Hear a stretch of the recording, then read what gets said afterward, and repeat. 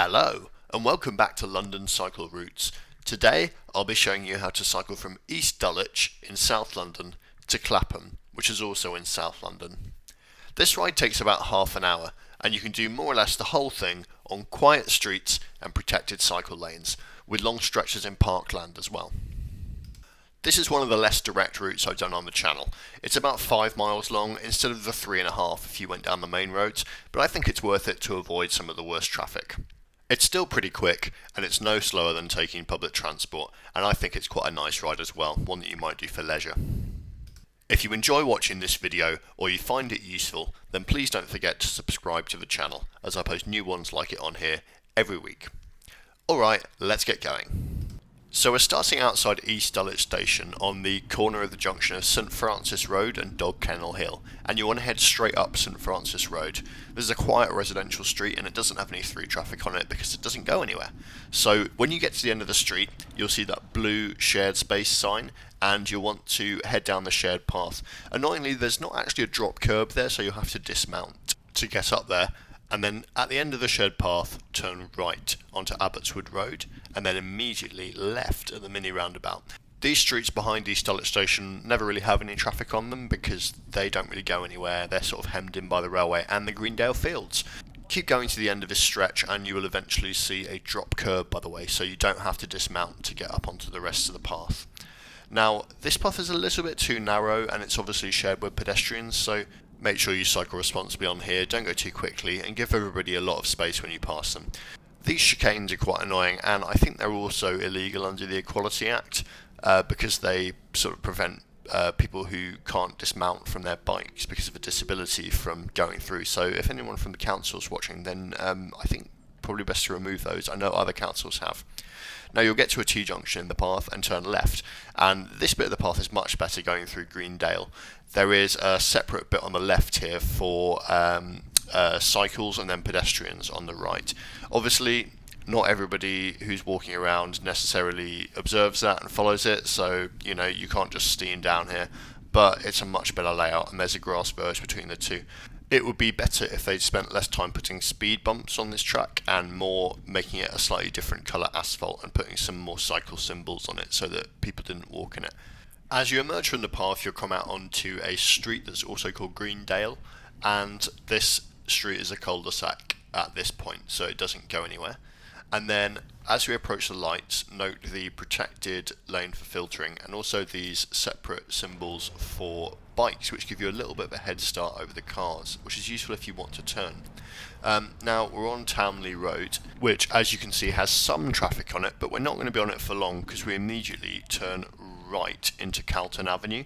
Now Calton Avenue is part of one of Southwark's low traffic neighbourhoods. This is in the borough of Southwark at the moment, and it's part of the Dulwich LTN, and it wasn't always quiet. It was sometimes quite a difficult road to cycle on. It could be used as a rat run by motorists, but now it is very quiet indeed. It's a really nice cycle. The only thing that I would warn you is and you may not be able to see this from the video, or maybe you can, I don't know, it depends how perceptive you are, it is a massive hill, so if you're doing this in the other direction you do have to go up a hill, but it's quite a pleasant ride because there's no traffic behind you. Now we come out here onto what is now known as Dulwich Square. This used to be a busy road junction, but as part of the LTN it has been basically completely closed off the traffic, and I have to say it is fantastic. It's really nice, and I believe it's been made permanent as well, so that is good. Now we come out here onto Turney Road, and as you can see this is pretty quiet. This is quite a weird one, to be honest. So it's kind of like a low traffic neighbourhood, which is where you take a whole area of town and you close certain points to motor traffic, so there's no through route for cars, but people can still cycle through it. Except what the council has done is they've used timed closures. So at certain times there's no through traffic on here, at other times there can be through traffic. Now the times are 8 AM till 10 PM and I believe 3 PM till 6 PM Monday to Friday, except for buses, taxis and cycles. So most of the time that should cover the busiest times because obviously it covers rush hour and work days. It won't always, and sometimes it might get a bit busier, and it is worth saying that this video, and you can see that it's pretty nice, this was filmed at about, I think, 10 past 10 in the morning on a weekday. So it's not like so the restrictions weren't in effect for this. So it's not like there's a load of traffic just waiting to stream through it. So it should be fine, and I'm happy to incorporate it as part of a route. But just a warning that your mileage may vary, and sometimes it might be a bit worse. Also, now that we've crossed Croxted Road at those traffic lights we just went through, this stretch of Turney Road is actually not filtered, so this is through traffic all the time. As you can see, it isn't appalling, and it's just about rideable. But, you know, you can make your own mind up.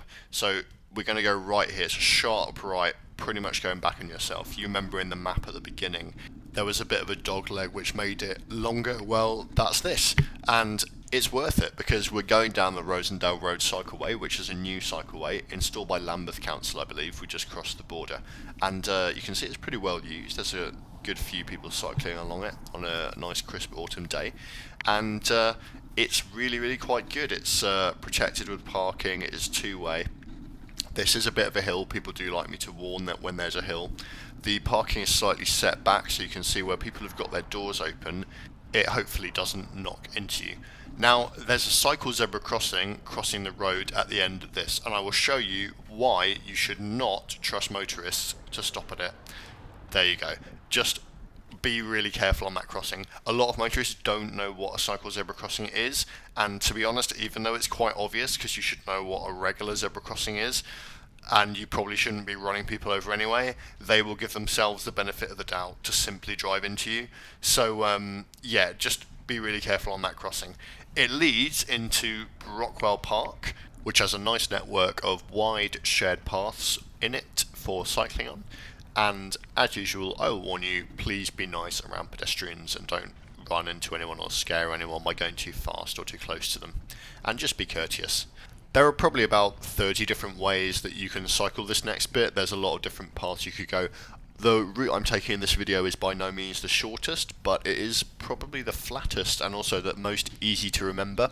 I'm just going around the edge of the park.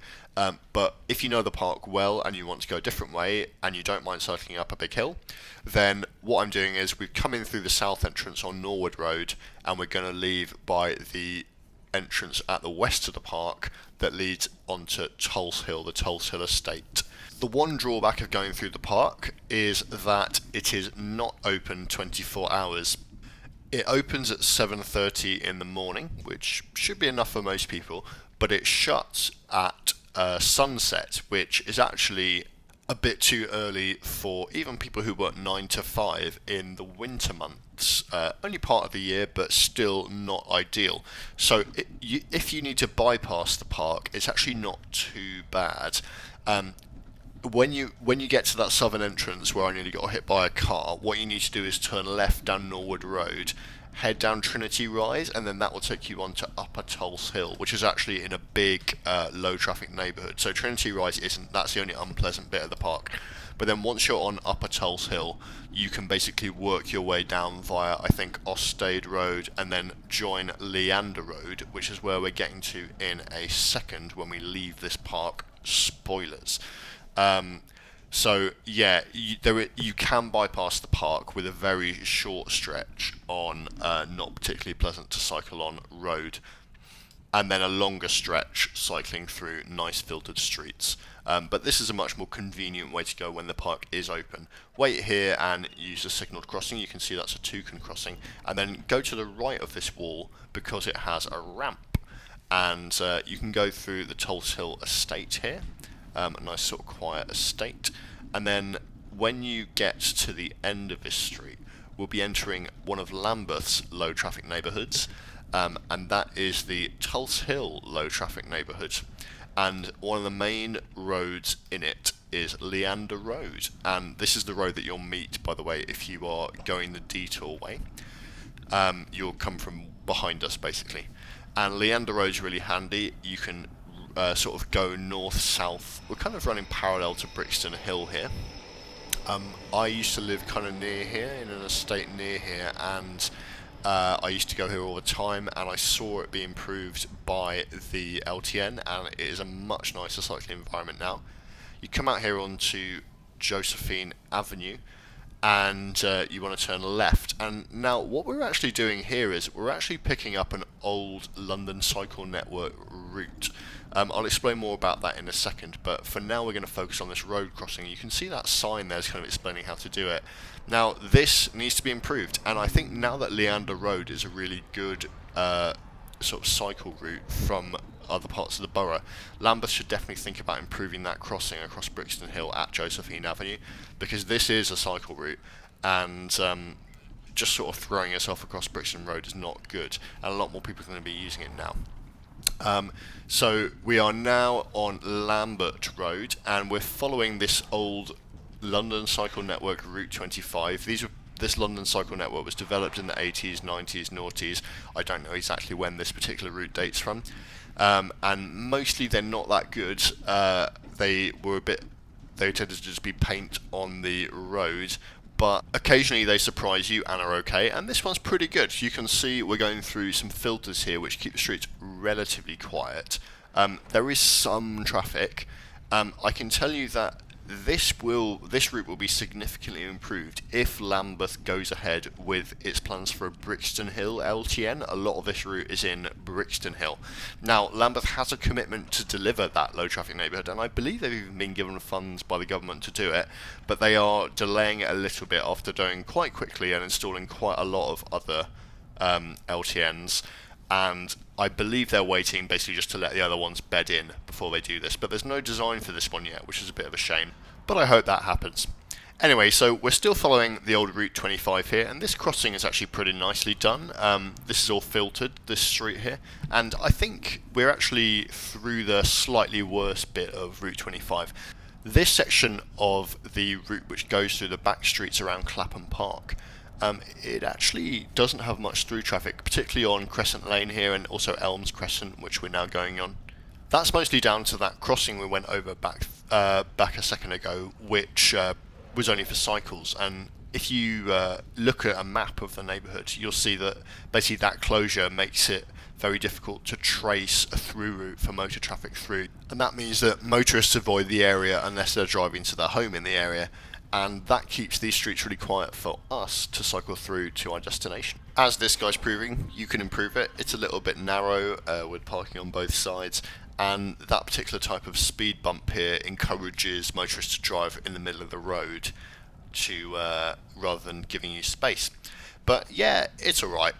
Just keep following the 25 symbols for now, and we're on Narbonne Avenue here, which is another relatively quiet street, and if you just keep following this up, you'll cross Abbotswood Road, which is quite a bougie high street.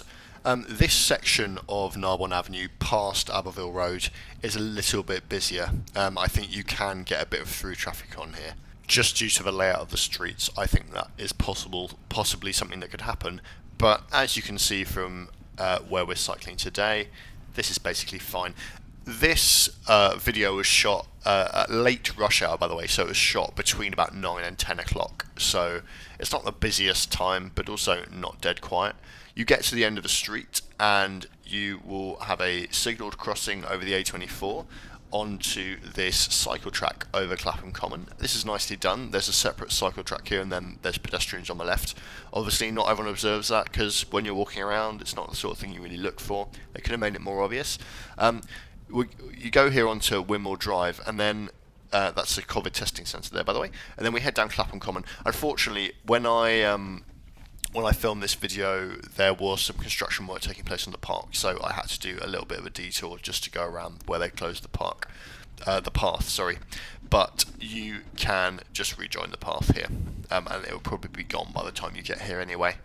And yeah, we actually just want to go straight ahead now. This is probably a good time to say, by the way, that if you find this video useful, or you just enjoy watching it, or for any other reason you wish to find more videos like it, then make sure you subscribe to the channel on YouTube, because it will tell you when I post new videos, and I post new ones every week, but not necessarily on the same day because I'm quite busy, sorry. I will keep making these videos as long as people keep watching them and telling me that they like them. So yeah. Now, there's a few different ways of crossing the roads across Clapham Common here. That was a zebra crossing. Just didn't have any provision for cycles on it. and then they've used a different method coming up here to cross this road. This is a toucan crossing. You can see this does have a light to tell you that cycles can go across it, although it's basically identical to a pelican crossing. And then as we go along here, this is Clapham Common, by the way. This route is to Clapham. This might be where you want to stop, maybe you want to go to the Common, but we're going to go a bit further into Clapham High Street. Now this is my favourite, it's one of those cycle zebra crossings. Now that was a lot better than the one we went across earlier in the video, where I nearly got killed, but yeah, do again be careful on those, don't necessarily expect people to stop. Now we're briefly following a back street here. This is Bromwell's Road. This is actually part of Quietway 5, the route, but we're going to turn off it immediately onto Venn Street, which sometimes has a market on it, so you can't always cycle down it, you might have to dismount. But this takes us right into the centre of Clapham High Street, so that is Clapham Common tube station there, and yeah, that's Cycle Superhighway 7. So I think you can see from this map that that wasn't the most direct route. It took a couple of detours, mostly to avoid Half Moon Lane and Herne Hill, which I don't think quite meet the standards of a London cycle routes video. They're quite busy, they don't have any sort of segregated lanes on them or anything like that. But it's up to you. You could just bomb it down East Dulwich Grove, Half Moon Lane, and go through Brixton and then go down Acre Lane. And you'd probably get there 10 minutes earlier or something like that. But personally, I would go this way. So yeah, thanks very much for watching, guys. Don't forget to subscribe to the channel, and I'll see you again next time.